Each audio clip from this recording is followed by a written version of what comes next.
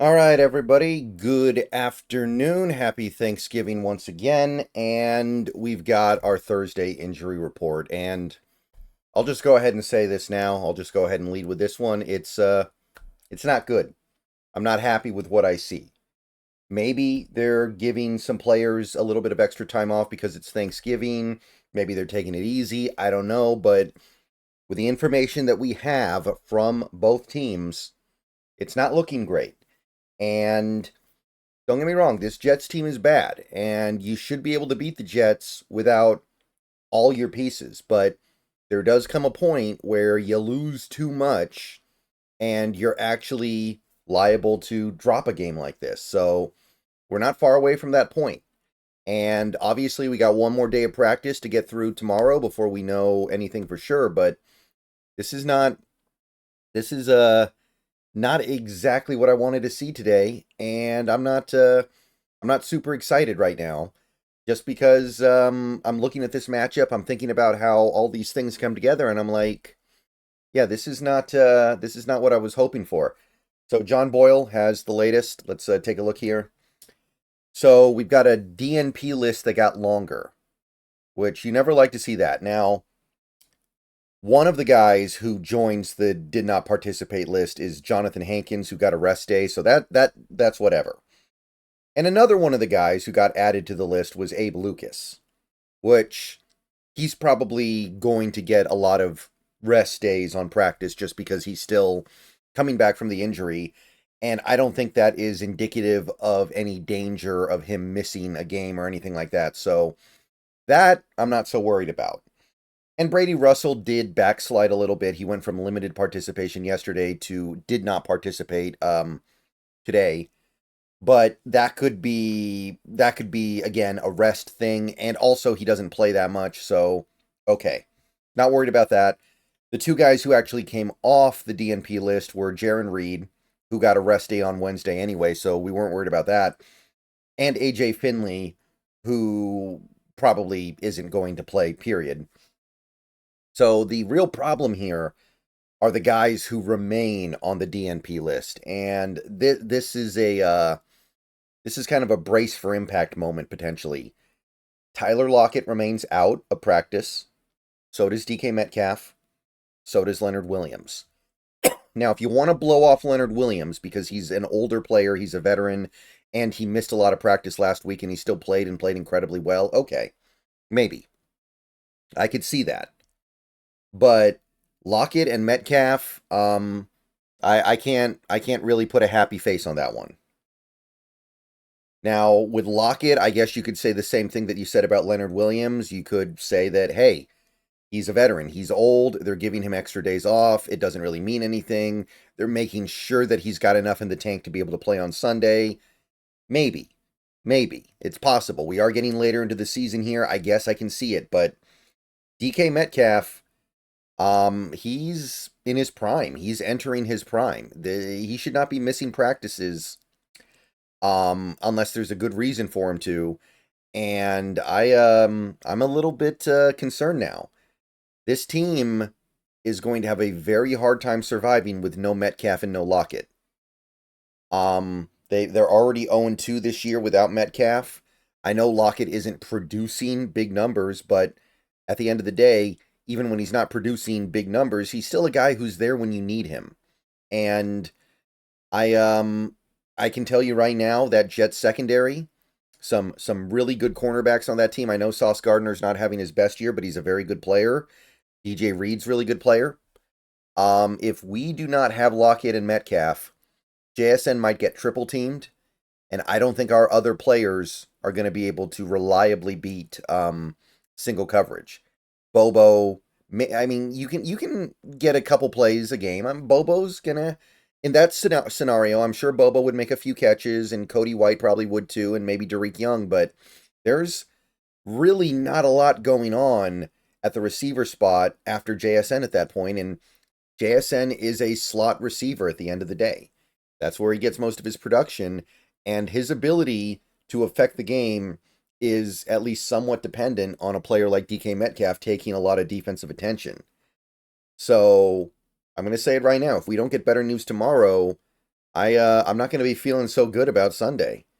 So yeah, it's time to be a little bit concerned, guys. It just is.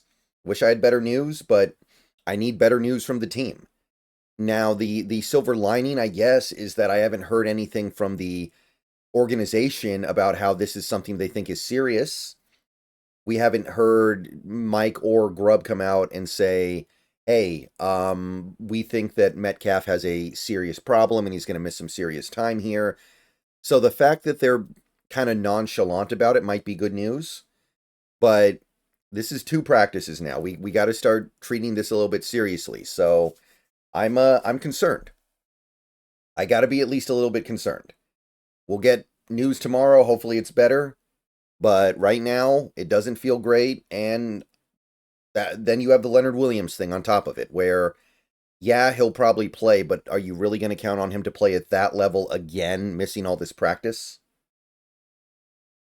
Limited participation, AJ Finley, again, that one, I mean, if he does play, it'll be on special teams. Uchenna Nwosu, we already know he's not going to play this week, but he does maintain his ability to get a little bit of practice in, so that's good. And we have a new entry on the list here in Ernest Jones IV, now with an elbow injury and a knee injury. Was not listed yesterday, so something happened. I'm not happy about that. Definitely don't need him to be impaired with anything with how important he's been and how good he's playing lately. Especially the knee thing. He's not the fastest guy in the world as is. So not thrilled with that development.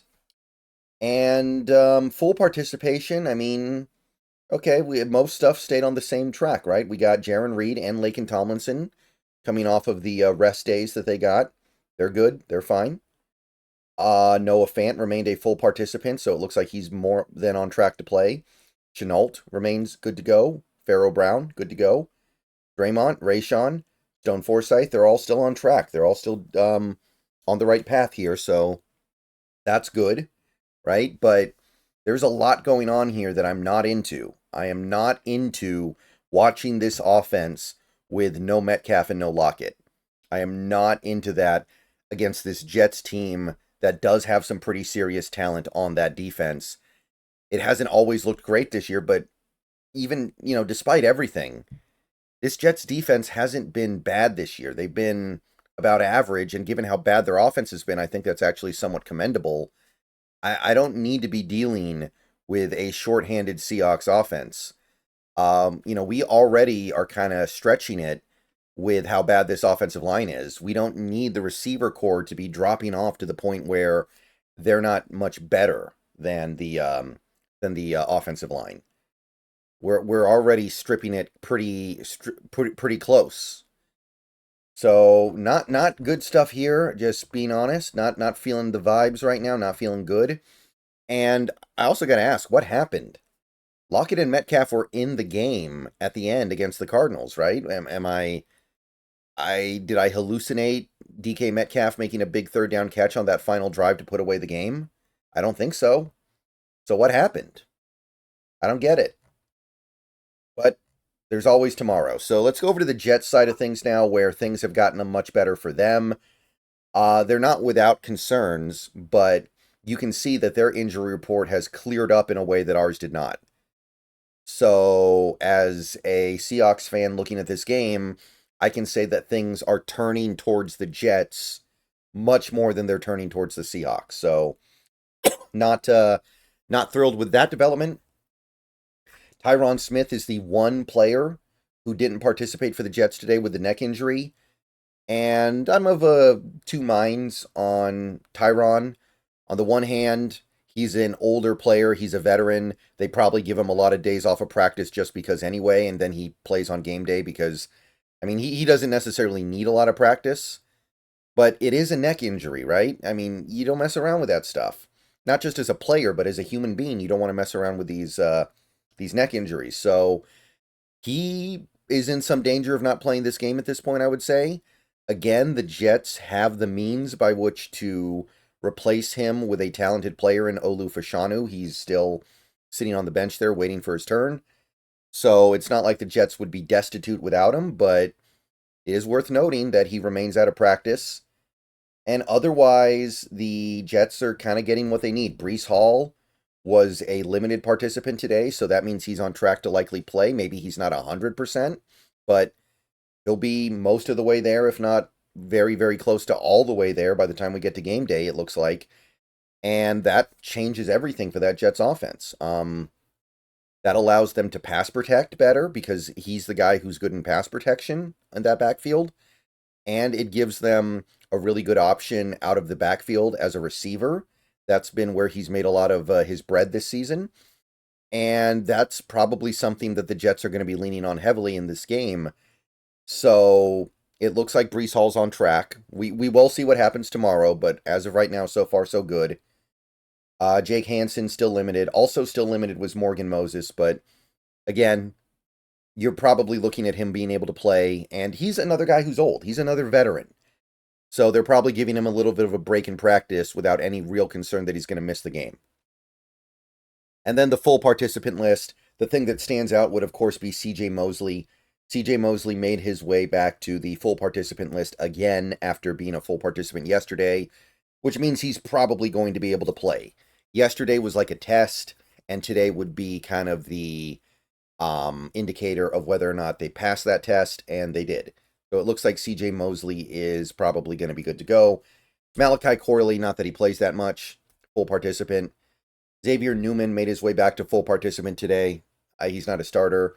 DJ Reed full, Quantez Stiggers full, and he was never injured in the first place. And AVT also full. So they're trending in the right direction, and we're just not. All right, I'm going to get out of here. Enjoy the rest of your Thanksgiving. Probably it for videos today. I'll see you guys later. Go Hawks. More videos tomorrow. Hope for better news. That's all I can say.